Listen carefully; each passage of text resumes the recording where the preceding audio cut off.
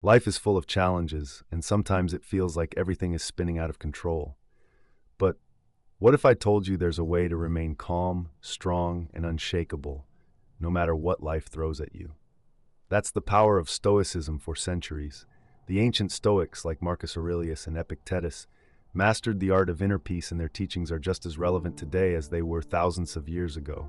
In a world that constantly tests your limits, Stoicism gives you the tools to rise above the chaos and live a life of purpose and resilience. Whether it's dealing with stress, managing relationships, or finding your path, the Stoic mindset can transform the way you approach everything. So if you've ever felt overwhelmed or stuck, this is the moment to take control. Today, I'm sharing practical Stoic strategies to help you level up your life, step by step. Before we get started, if you appreciate what we're doing here, a simple free favor I'll ask from you is to hit that subscribe button and don't skip any part of the video, because every strategy builds on the last. Let's dive in. And know what you might be thinking: life's busy, you've got responsibilities, people to take care of, work piling up. But here's the truth: if you don't make yourself a priority, you've probably heard the phrase, you can't pour from an empty cue. Right? Well, it's true. If you're constantly putting yourself last, eventually you'll run out of energy, focus, and even motivation. Making yourself a priority doesn't mean being selfish. It means making sure you're in the shape physically, mentally, and emotionally to show up fully for the people and things that matter. You start small. Take a few minutes each morning just for yourself, whether that's meditating, writing down your goals, or simply taking a deep breath and setting an intention for the day. It's your time. Begin with self-affirmations. Now it can feel awkward standing in front of the mirror and saying, I am worthy, or rise above challenges, but trust me, over time, your mind starts to believe what you repeatedly tell it. This isn't just about feeling good in the moment. It's about rewiring your brain for long-term resilience and confidence. Another crucial part of making yourself a priority is setting boundaries. Have people or situations that drain our energy, and learning to say no to what doesn't serve you is a game changer. It frees up space for the things that actually matter, the things that energize and inspire you. You're not a backup character in your own story. When you prioritize yourself, you create the foundation for everything else in your life to thrive. And guess what? The better you take care of yourself, the more you can give back to others. It's a win-win. So today, start asking yourself, how can I make my needs a priority? And what small steps can I take to make sure I'm not running on empty? Now, before you roll your eyes and think this is all about vanity, stick with me. There's a lot more depth here. Then you might realize enhancing your appearance isn't about conforming to society's beauty standards, or obsessing over every little detail. It's about showing up as the best version of yourself. And that starts with how you present yourself to the world. Think about it: when you feel good about how you look, it boosts your confidence. And when you're confident, you walk a little taller, speak with more assurance, and approach challenges with more strength. It's not just about looking sharp, it's about feeling sharp. But here's the key: this isn't about perfection. It's about authenticity. Find a style that feels like you, whether that's a sleek suit, a casual vibe, or something totally unique. It's about wearing what makes you feel comfortable and confident. Your personal style is an extension of who you are, and when you align your outer appearance with how you feel inside, everything clicks. And let's not forget the simple things: regular grooming, keeping your clothes neat, standing up straight. These small details send a message not just to the world, but to yourself, that you respect who you are. This isn't about spending a ton of money. You're keeping up with trends. It's about self-respect. Stoicism teaches us to focus on what we can control. And your appearance is one of those things. When you take care of yourself on the outside, it often reflects how you're feeling on the inside. And trust me, this isn't about trying to impress others. It's about how you show up for yourself. When you dress in a way that feels true to who you are, you enforce your sense of self-worthy. You're telling yourself and the world, I'm here and I'm ready. So take a moment to think, how can you enhance your appearance in a way that feels right for you? Maybe it's trying a new hairstyle, or simply paying a little more attention to the way you carry yourself. Whatever it is, make it a reflection of the confidence you're building inside.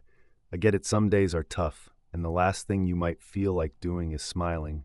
But here's the thing: your smile is more powerful than your realize. It's not just about looking friendly. Smiling actually has a direct impact on your mood and your brain chemistry. When you smile, even if you're not feeling particularly happy, your brain releases feel-good chemicals like dopamine and serotonin. It's like a little mood boost that you can't trigger anytime. And the best part, it works even if you have to fake it at first. Now, don't get me wrong. I'm not saying you should walk around grinning like everything's perfect when it's not. Stoicism teaches us that life isn't about ignoring challenges, but about controlling our responses to them. Smiling in difficult situations doesn't mean you're pretending everything is fine.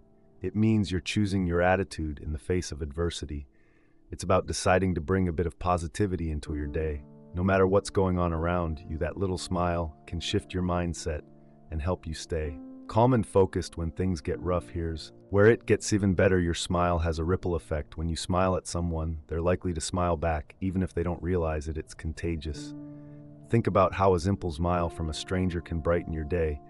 You have that same power to spread positivity, whether it's at work with friends or even during a stressful situation.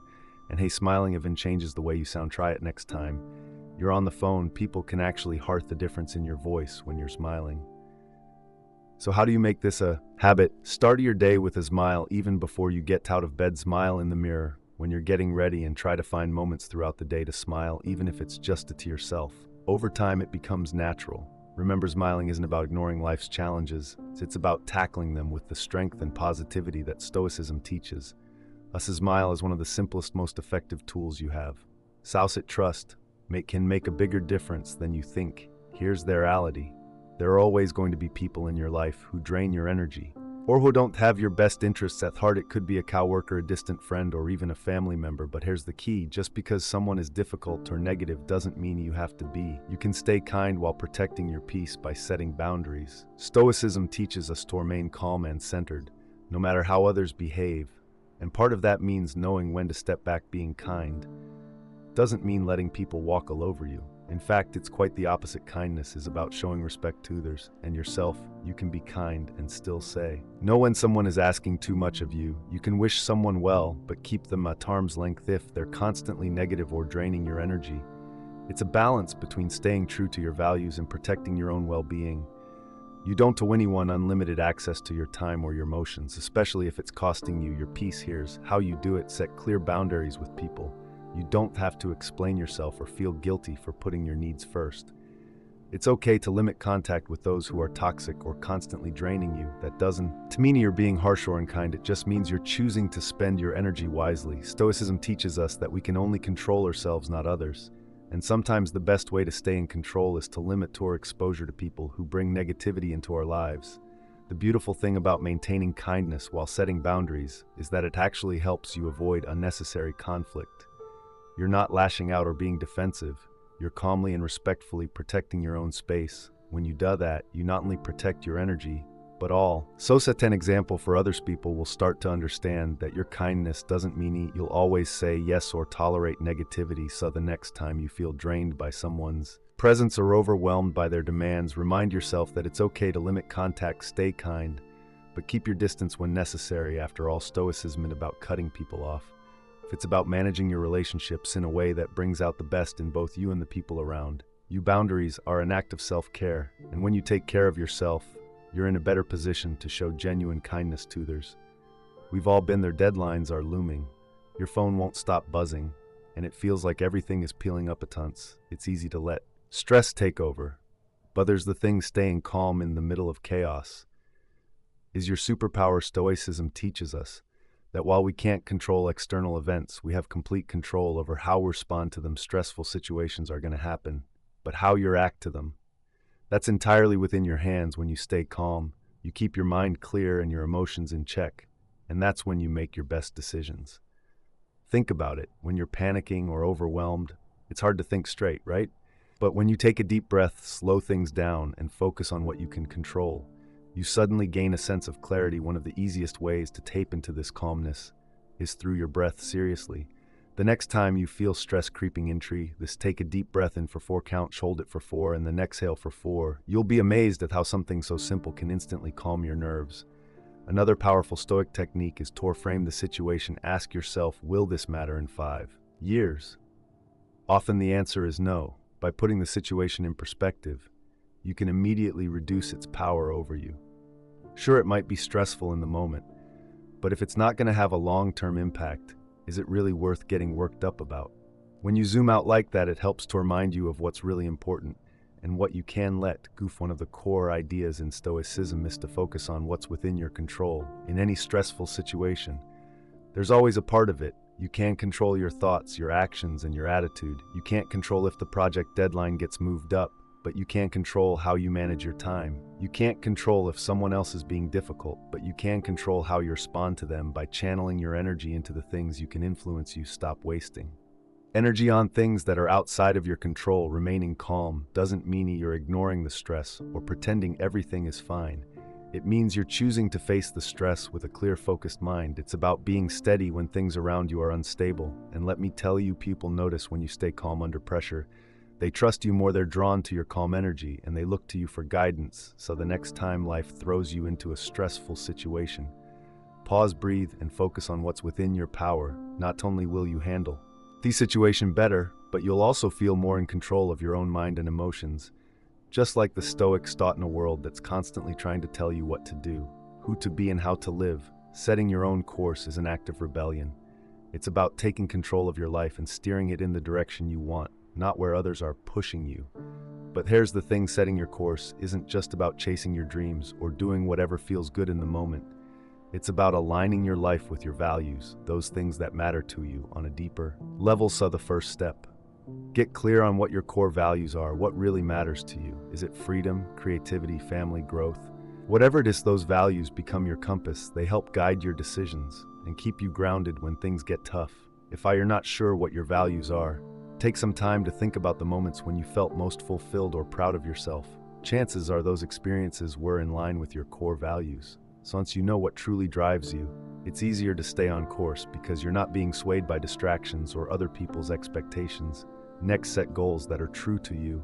And I'm not talking about goals that look good on paper or goals that others think you should have. I'm an authentic, meaningful goals that get you excited and align with your values. Success looks different for everyone, and it's easy to get caught up chasing someone else's version of it, but Stoicism teaches us to live according to our own principles, not society's expectations. So ask yourself, what does success look like for you? What do you want your life to look like 5 or 10 years from now? Here's the thing, setting your course isn't always comfortable. It often means stepping out of your comfort zone and embracing the unknown. Growth happens when you challenge yourself, and that can feel pretty uncomfortable at times. But here's where Stoicism comes in. Stoics remind us that discomfort is where real growth happens. The obstacles you face, they're not roadblocks, they're opportunities to get better, stronger, and more resilient. So when you're charting your own course, be prepared to embrace some discomfort along the way. It's all part of the process, and don't forget, this is a journey, not a race. Setting your course doesn't mean you have to figure everything out right now, or have every step planned perfectly. Life changes, and so will your path. The important thing is to keep moving forward, stay curious, and be willing to adapt when necessary. Keep learning, keep growing, and be open to the idea that your course might shift as you discover more about yourself and the world around you. Trust your gut. While it's great to get advice from others, who knows you better than you? Your intuition is often a reflection of your values, experiences, and goals. So learn to trust it. Believe that wisdom comes from within, and that's something you should carry with you as you set your course. You have the ability to navigate your own life, and when you stay true to who you are, you'll find that the path you create is the one that leads to the most fulfillment. So take the wheel, set your course, and steer your life in the direction that feels right for you. This one is all about standing firm in who you are and what you believe in, and trust me, in today's world, that takes courage everywhere you turn. Someone is telling you how you should think, what you should care about, and how you should live your life. But the Stoics teach us that true strength comes from within. And making your stand is about holding on to your values even when it feels like the whole world is pulling you in another direction. Making your stand starts with knowing your values inside and out. What matters most to you? What are your non-negotiables? It could be honesty, loyalty, personal growth, or anything else that feels core to who you are.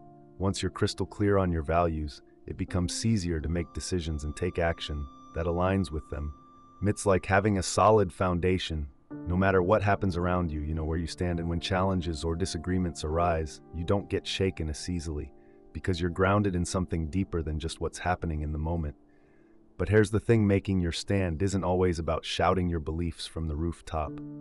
Or getting into debates with people who disagree. Sometimes it's as simple as living in a way that reflects your values. Your actions speak louder than words. If honesty is one of your values, live that in your daily life. If kindness is a priority for you, show it through your actions. See, even when it's hard, people notice when someone walks their talk, and that kind of integrity can be more powerful than any argument or speech. And let's be real, sometimes standing firm in your beliefs means standing alone. That can be tough. Well, want to feel accepted, and it's easy to go along with the crowd to avoid conflict, but Stoicism teaches us that it's better to be true to yourself and your values than to fit in at the cost of your integrity. Epictetus, one of the great Stoic philosophers, said, "If you want to improve, be content to be thought foolish and stupid." It's a reminder that growth and strength often come from moments when you're willing to stand out. Even if it makes you unpopular or misunderstood, you don't have to fight every battle, though part of making your stand is knowing when to speak up and when to let things go. Not every situation requires you totage in your heels. Pick your battles wisely, focus on the ones that truly matter to you. It's okay to let small things slide if they don't compromise your core values. The Stoics remind us to conserve our energy for the things that really count, and that's a skill worth mastering. How do you start making your stand? Begin by getting clear on what you believe in, then make small, consistent choices that reflect those beliefs over time. You'll find that your actions become an unshakable reflection of your values, and that kind of strength and consistency is magnetic. People will respect you more, not just for what you believe, but for how you live those beliefs every day. And more importantly, you'll respect yourself more. So plant your feet firmly, know what you stand for, and don't be afraid to live it.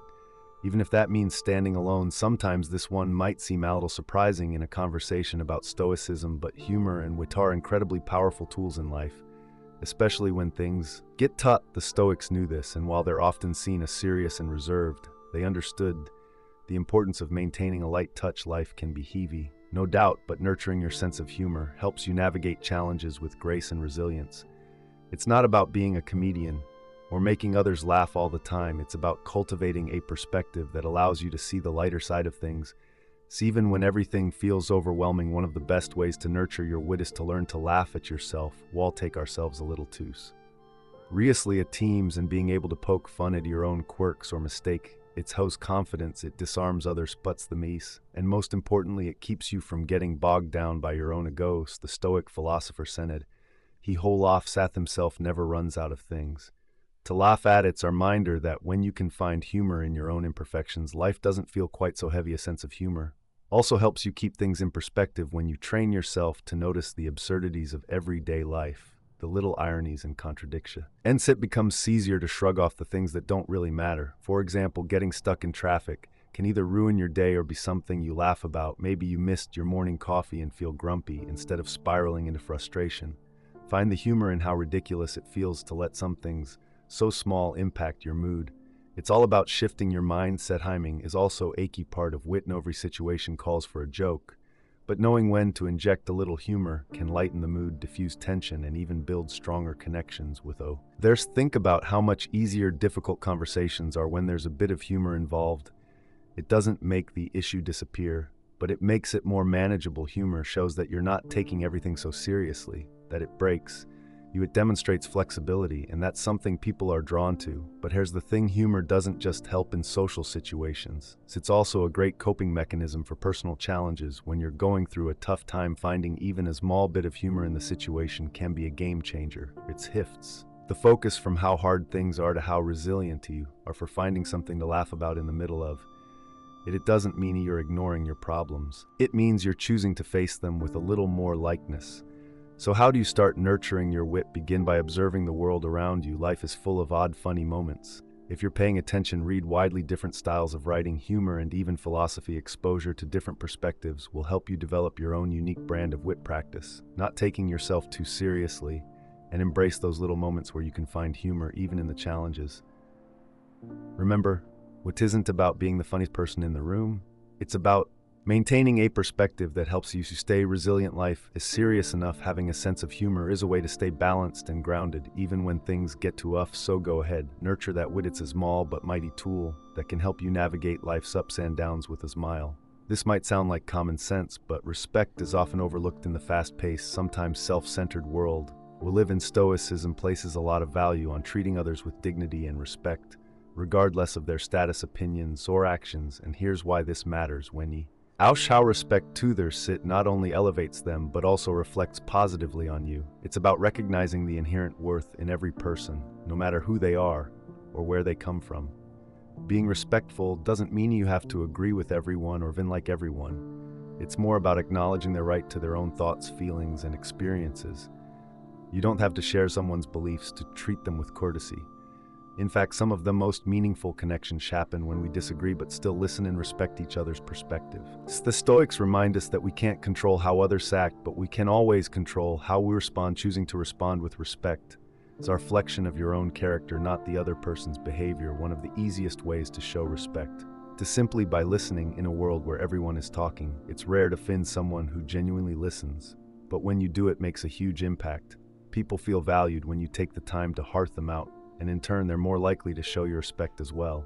It's not just about waiting for your turn to speak, but about you understanding what the other person is saying. Respect of 10 starts with the simple act of giving someone your full attention. Another important part of being respectful is learning to disagree without being disagreeable. We're not always going to see eye to eye with everyone, and that's okay, but how we handle those disagreements speaks volumes. You can stand your ground and stick to your beliefs without being rude or dismissive. It's all about how you communicate. The Stoics were masters at this. They believed in standing firm in their principles, but doing so with calmness and reason. Next time you find yourself in a disagreement, try to remain calm and focus on the issue, not the person. You'll find that respect can diffuse tension and lead to more productive conversations. Respect also shows up in the little things: being on time, acknowledging someone's effort, or even just saying thank you. These small gestures might seem insignificant, but they add up. They show that you value the other person's time, energy, and contributions. And here's the kicker. Respect is a two-way street. When you treat others with respect, you create an environment where they're more likely to return that respect. It's a powerful way to build stronger, healthier relationships in both your personal and professional life. Remember, respect isn't about people-pleasing or being a pushover. It doesn't mean you allow others to disrespect you or trample over your boundaries. You can be firm and assertive while still being respectful. In fact, part of respecting others is also respecting yourself, knowing when to stand up for yourself, when to set boundaries, and when to walk away from toxic situations. The Stoics believed in balance, and that includes balancing kindness and respect for others with self-respect. So as you got through your day, look for opportunities to show respect in both big and small ways, whether it's listening more attentively, showing up on time, or simply being polite in a difficult conversation. These acts of respect not only improve your relationships, but also make you a stronger, more grounded person. Stoicism teaches us that we're all part of a larger community, and when we respect one another, we help strengthen the bonds that keep us connected. In the end, being respectful of everyone isn't just about them. It's about creating a better, more thoughtful version of yourself. Setting boundaries or parameters is all about knowing where your limits are and making sure others understand them too. It's easy to get caught up in trying to please everyone or overextending yourself, but without clear boundaries, you'll eventually burn out. Stoicism teaches us the importance of protecting our inner peace and focusing on what we can control, and setting clear parameters is one of the best ways to maintain that sense of control. The first step is knowing your own limits. What are you comfortable with? What are your non-negotiables? Maybe it's about how much time you spend on work, how you expect to be treated in relationships, or even simple things like not checking emails after a certain hour. Knowing your limits helps you stay aligned with your values and prevents you from taking on more than you can handle. It's about creating space for yourself to thrive, not just survive. And let's be honest, if you don't set boundaries, people will naturally push them, often without realizing it. Communicating those boundaries is key. You can't expect people to know where your lines are if you don't tell them, whether it's a work situation, a friendship, or a family dynamic. Be clear about what you're okay with and what you're not. And here's the thing, you don't have to explain or justify your boundaries. A simple, respectful no or this doesn't work for me enough. When you communicate your parameters clearly, you're not being rude, you're being respectful of your own needs and energy. And most people will respect you for being upfront, even if it feels a little uncomfortable at first. One of the hardest parts of setting clear parameters is consistency. You've got to stick to the boundaries you set, to where they won't mean much if you're constantly shifting your boundaries, saying yes to things you don't want to do, or letting people cross lines you've set. It not only confuses others, but it also erodes your own sense of control. Consistency builds trust both with yourself and with others. When you hold firm on your boundaries, people know where you stand, and over time, they'll learn to respect those limits. It's not about being rigid, it's about being reliable and true to your own values. Remember, boundaries go both ways, just as you want to respect your limits. It's important to respect theirs. Two all have different comfort zones and capacities, and recognizing that in others helps to build stronger, healthier relationships. This mutual respect is what creates balanced, positive interactions with the people around you. And don't forget saying no isn't selfish. It's self-care. Sometimes we feel guilty for setting boundaries, especially if it means disappointing someone, but Stoicism reminds us that we can't control how others react. We can only control our actions. If setting a boundary makes you feel more at peace, more focused, or more in line with your priorities, then it's the right decision, regardless of how others might feel about it in the moment. In the long run, everyone benefits when you're clear about hate you can and can't do. You're less likely to overcome it, feel overwhelmed, or harbor resentment, and that makes you more present and effective in the things you say yes to.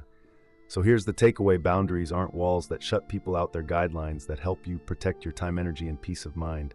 They allow you to give your best self to the people and projects that truly matters. Start by identifying one area of your life where you need to set clearer parameters and take action. It could be as simple as not checking work emails after a certain time. Rasbigace establishing boundaries in a challenging relationship. Whatever it is, make sure it reflects your values and priorities, and don't be afraid to enforce it. In the end, setting clear parameters is one of the best ways to show respect for yourself and others.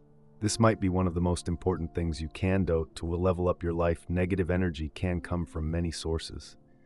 People, habits, environments, even your own thoughts. And if you're not careful, it can drain you faster than anything else. Stoicism teaches us to focus on what we can control and let go of things that don't serve us. Cutting out negative energy is about reclaiming your mental space and creating room for positivity, growth, and resilience. Start by taking a good, honest look at the people around you. Who lifts you up, who drains you? Sometimes we hold on to relationships out of obligation or habit, but if someone is constantly bringing negativity into your life, it might be time to reevaluate how much access they have to your energy.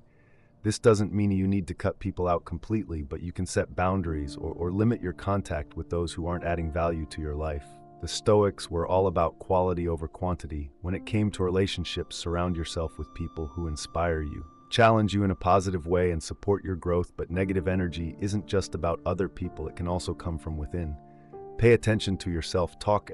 You constantly doubting yourself, criticizing your actions, or expecting the worst. That's negative energy. One of the most powerful things you can do is challenge those negative thoughts when they pop up. Flip the script. Instead of focusing on what could go wrong, shift your focus to what could go right. Remind yourself of your strengths and be mindful of the language you use with yourself. Stoicism emphasizes the importance of controlling our internal world, and that starts with recognizing and reworking those negative thought patterns. Another source of negative energy can be your environment. Take a look around. Does your space make you feel calm and productive, or is it cluttered and chaotic? Sometimes a messy or disorganized environment can contribute to stress and negative feelings. Without you even realizing it, decluttering your physical space can help clear your mind to create an environment that reflects the energy you want to bring into your life. Even small changes like cleaning up your workspace or organizing your home can make a big difference in how you feel every day. And then there are the habits. Negative energy loves to hide in time-wasting activities and unhealthy routines. Whether it's scrolling endlessly through social media, procrastinating, or neglecting your health, these habits slowly chip away at your mental and physical well-being. The key is to be intentional about where you spend your time and energy. Take an inventory of your daily habits. What's adding value and what's just draining you? Cut out what's not serving you and replace it with something more positive, like reading, exercising, or simply taking time to rest and recharge. Cutting out negative energy isn't about creating a perfect, problem-free life. It's about being intentional with your energy and focusing on the things that bring out the best in you.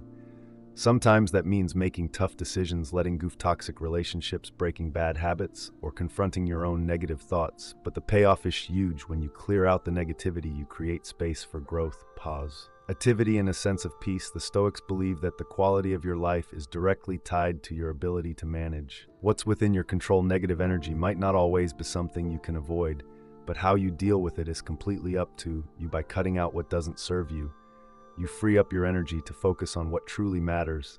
So take a moment to reflect what's the biggest source of negative energy in your life right now, and what can you do to start cutting it out? Remember, small steps lead to big changes, and by removing negativity, you're making room for a more focused, fulfilling life. Before we wrap up, remember this: your life is shaped by what you allow and what you cut out. Every decision you make to prioritize yourself, set boundaries, and protect your energy brings you one step closer to becoming the best version of yourself. You have the power to control how you respond to life, and that's where true strength lies. If you're ready to keep building on these strategies, check out one of the videos suggested on the screen. It'll take you even deeper into your Stoic journey, and thank you for being a part of Stoic Journal. Stay strong, stay grounded, and keep moving forward.